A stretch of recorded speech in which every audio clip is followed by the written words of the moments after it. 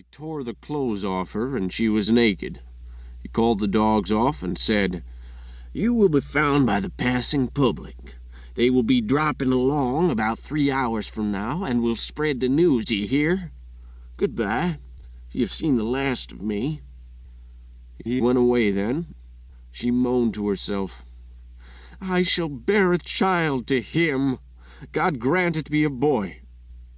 The farmers released her by and spread the news, which was natural. They raised the country with lynching intentions, but the bird had flown. The young wife shut herself up in her father's house. He shut himself up with her, and thenceforth would see no one. His pride was broken, and his heart. So he wasted away day by day, and even his daughter rejoiced when death relieved him. Then she sold the estate and disappeared.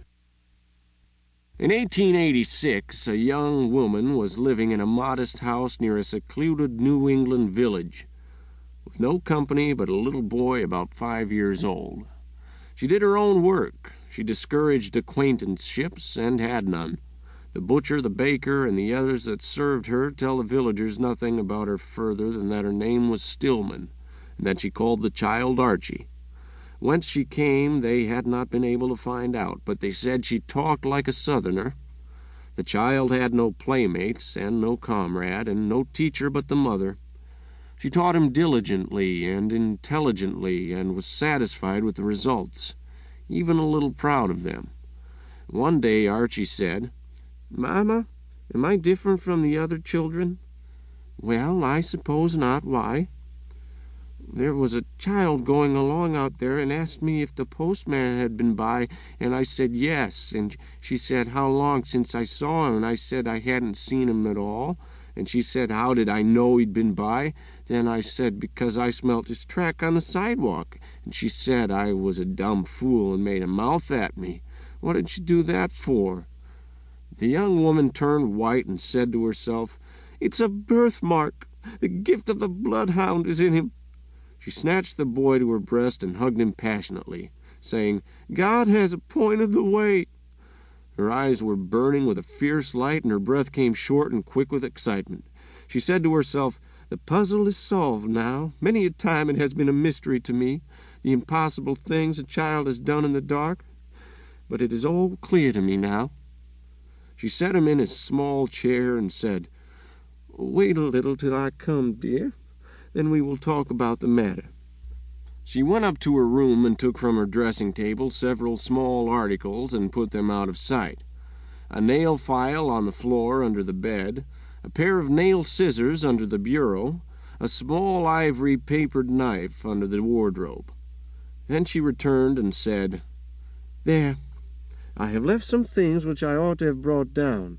She named them and said, "Run up and bring them, dear." The child hurried away on his errand and was soon back again with the things.